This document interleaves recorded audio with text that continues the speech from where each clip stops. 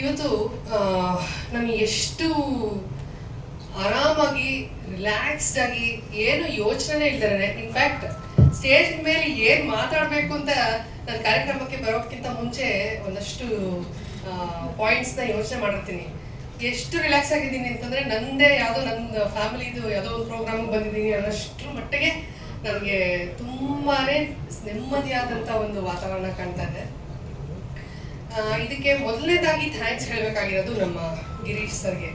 ಅವ್ರು ಹೇಳಿದ ಹಾಗೆ 12 ವರ್ಷದ ಹಿಂದೆ ನಮ್ಮ ಸಿಂಪಲ್ ಆಗಿ ಲವ್ ಸ್ಟೋರಿ ಶುರುವಾದಾಗ ಈ ಪತ್ರಿಕೆ, ಈ ಒಂದು ಮ್ಯಾಗಝೀನಲ್ಲಿ ನಮ್ಮ ಚಿತ್ರನ ನೋಡಿದಾಗ ನಮಗೆ ಎಂಥ ಖುಷಿ ಅಂತಂದರೆ,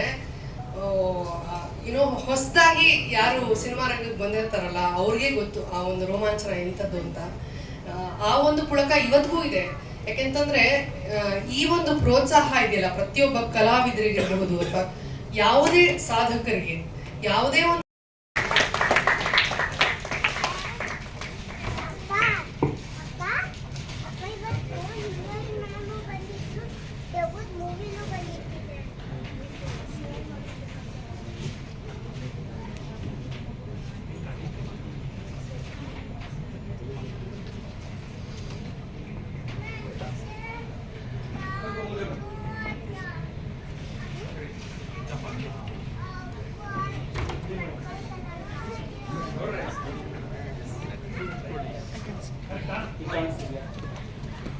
ಓಕೆ, ಎಲ್ಲರಿಗೂ ಆಶ್ಚರ್ಯ ಆಗ್ತಿರ್ಬೋದು ಏನನ್ನ ಅನ್ವೀಲ್ ಮಾಡಿಸಿದ್ರು ಗಿರೀಶ್ ಗೌಡ್ರು ಅಂತ.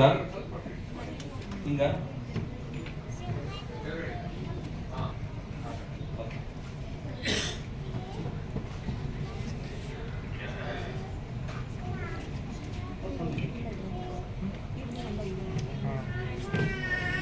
ಓಕೆ, ಸತತವಾಗಿ 12 ವರ್ಷದಿಂದ ನಾವು ಚಿತ್ರಸಂತೆಯಿಂದ ಫಿಲ್ಮ್ ಅವಾರ್ಡ್ಸ್ ಮಾಡ್ತಾ ಇದ್ದೀವಿ.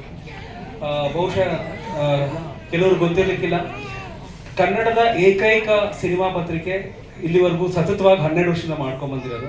13ನೇ ವರ್ಷಕ್ಕೆ ನಾವು ದುಬೈನಲ್ಲಿ ಮಾಡಬೇಕು ಅಂತ ನಿರ್ಧಾರ ಮಾಡಿದ್ದೀವಿ. ಸೊ ಆ ಡೇಟನ್ನ ಕೂಡ ನಾವು ಅನೌನ್ಸ್ ಮಾಡಿದ್ದೀವಿ, ಮಾರ್ಚ್ 22ನೇ ತಾರೀಕು ಅಂತ ಅಂದ್ಬಿಟ್ಟು. ಅದಕ್ಕೆ ಈ ಒಂದು ವೇದಿಕೆ ಸಾಕ್ಷಿ ಆಗ್ತಾ ಇದೆ. ಸೊ ಈಗ ಆಲ್ರೆಡಿ ಈ ಮುಂಚೆ ನಾವು ಒಂದು ತಿಂಗಳ ಮುಂಚೆ ಪ್ರಿಯಾಂಕಾ ಮೇಡಮ್ ಅವ್ರು ಬಂದಿದ್ರು. ಅವತ್ತು ಕೂಡ ಒಂದು 10-15 ಜನ ನಮಗೆ ದುಬೈಗೆ ಬರ್ತೀವಿ ಅಂತ ಹೇಳಿದ್ರು. ಸೊ ಹಾಗೆ ಕಲಾವತಿ ಮೇಡಮ್ ಅವರು ನಮಗೆ ದುಬೈಗೆ ಬರ್ತೀವಿ ಅಂತ ಕನ್ಫರ್ಮ್ ಮಾಡಿದ್ದಾರೆ. ಸೊ ಹಾಗೆ ನಮ್ಮ ರಿಯಲ್ ಎಸ್ಟೇಟ್ ಉದ್ಯಮಿ ಶಿವರಾಜ್ ಅವರು ಯಾದಗಿರಿಯಿಂದ ಬಂದಿದ್ದಾರೆ, ಅವರು ಬರ್ತಿದ್ದಾರೆ. ಹಾಗೆ ಪ್ರಕಾಶ್ ಸರ್ ಕರೆಯದೇ ಬೇಡ, ಅವ್ರು ನಮ್ಮ ಫ್ಯಾಮಿಲಿ ಅವರು. ಎಸ್ ಲಕ್ಷ್ಮೀ ಪ್ರಸಾದ್ ಅವರು ಬರ್ತಾರಂತೆ ದುಬೈಗೆ. ಸರ್ ದಯವಿಟ್ಟು ಬರಬೇಕು ಪ್ಲೀಸ್, ಬನ್ನಿ ಸರ್, ಬನ್ನಿ.